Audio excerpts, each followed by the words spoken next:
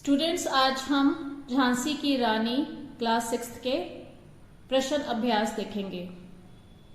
पहले है कविता से।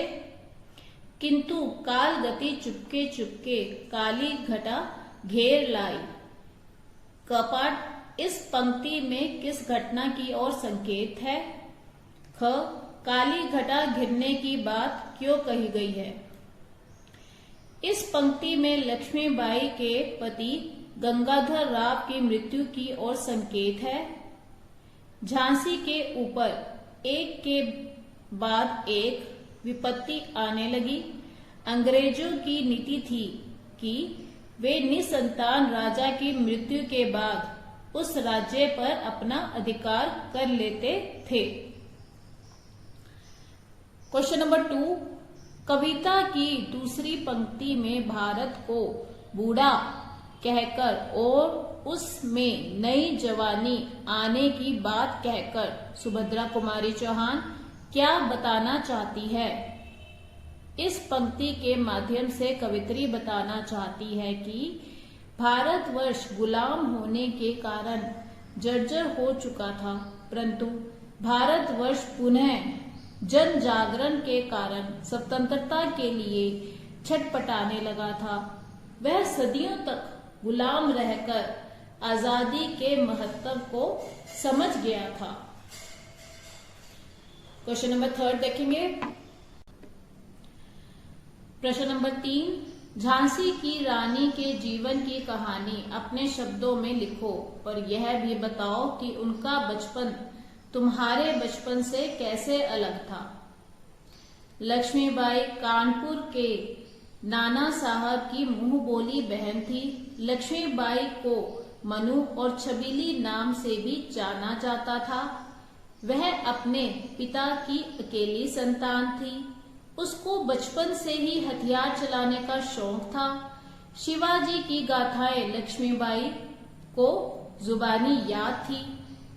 नकली युद्ध करना, व्यूह की रचना करना, किले तोड़ना और शिकार खेलना लक्ष्मीबाई के प्रिय खेल थे।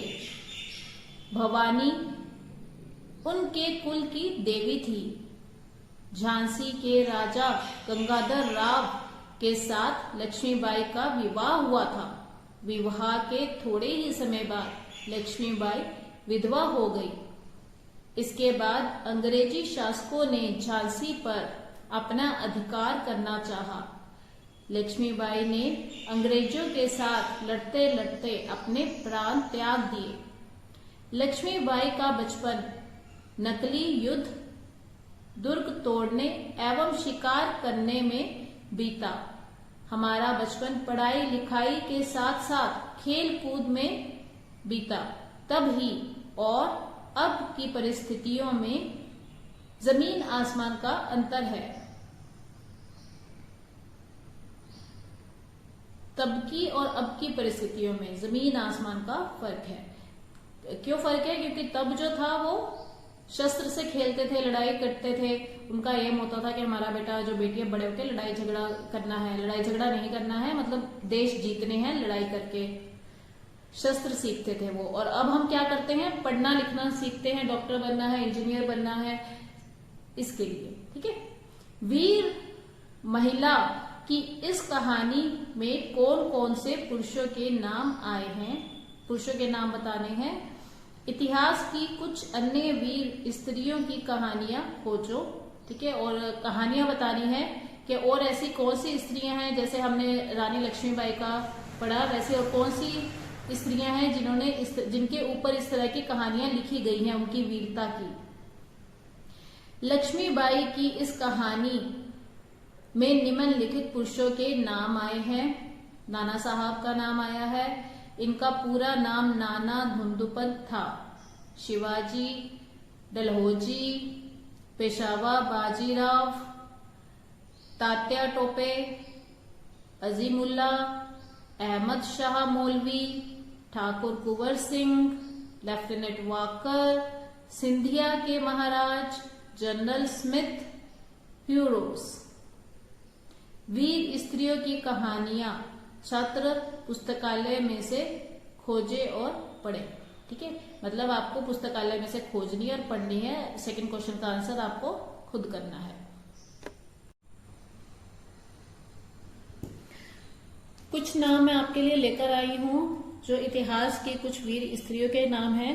इनकी कहानियां आप पढ़ सकते हैं। जैसे रानी लक्ष्मीबाई की कहानी आपने पढ़ी, कितूर की रानी चेन्मा, रजिया सुल्तान, हाड़ा रानी, चित्तौड़ की रानी पद्मिनी, ये द और म जो है आधा है, पद्मिनी, पन्नाधाय। ठीक है, अनुमान और कल्पना कविता में किस दौर की बात है? कविता में उस समय के माहौल के बारे में क्या पता चलता है?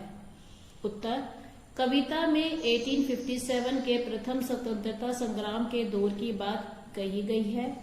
इस संग्राम में झांसी की रानी लक्ष्मीबाई ने महत्वपूर्ण भूमिका निभाई थी। कविता में उस समय के माहौल के बारे में यह बताया गया है कि अंग्रेज हर तरह की जोर जबरदस्ती करके भारतीय राजाओं के राज्यों को छीनना चाहते थे। वे कुछ राजाओं के सेनापतियों, महामंत्रियों आदि को धन व राज्य का लोभ देकर अपने साथ मिला लेते थे। बेऔलाद राजाओं, विधवा रानियों आदि को कमजोर जानकर उन पर हर तरह का अत्याचार करके वे राज्य को छीनना चाहते थे। प्रश्न 2, सुभद्रा कुमारी चौहान लक्ष्मीबाई को मर्दानी क्यों कहती हैं? सुभद्रा कुमारी चौहान ने लक्ष्मीबाई को मर्दानी इसलिए कहा क्योंकि लक्ष्मीबाई पुरुष वेश में पुरुषों से भी अधिक शक्ति एवं वीरता से शत्रुओं का संहार करती थी। लक्ष्मीबाई बहुत ही बहादुर एवं निर्भीक महिला थी। उनकी वीरता के आगे बड़े बड़े योद्धा नतमस्तक हो जाते थे।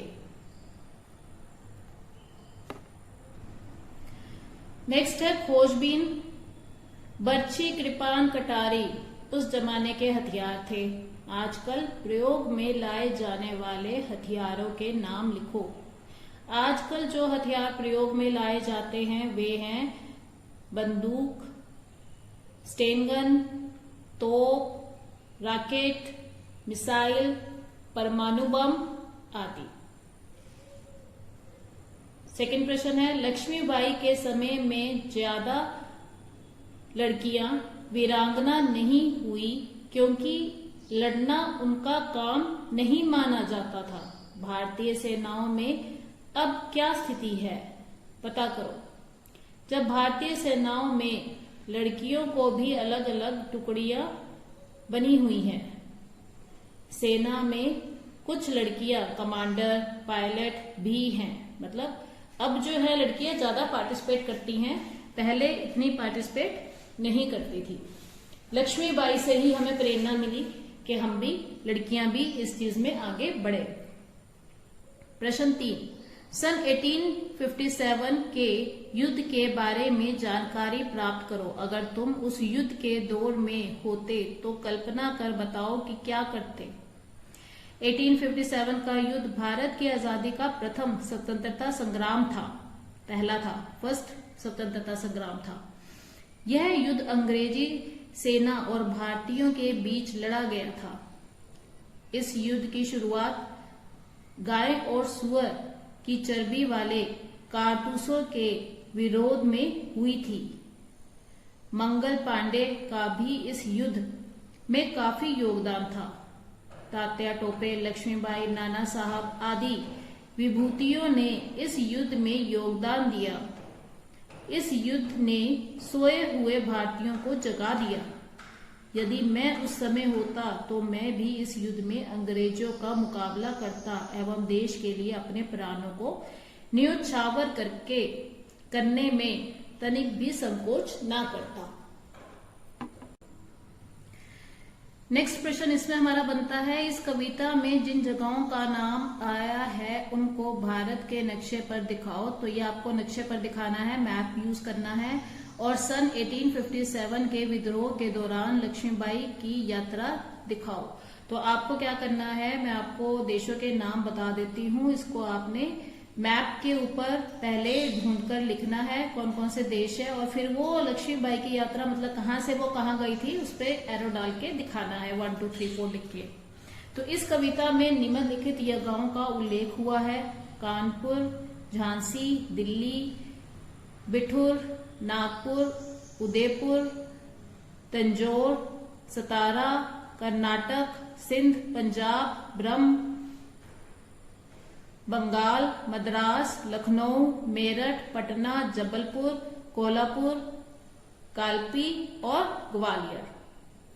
तो आपने इनको इंडिया के मैप पे दिखाना है, ठीक है, और बताना है कि कैसे कैसे लक्ष्मीबाई कहां से लेके कहां तक गई, जैसे जैसे आपके चैप्टर में लाइन वाइज दिया गया है। Thank you.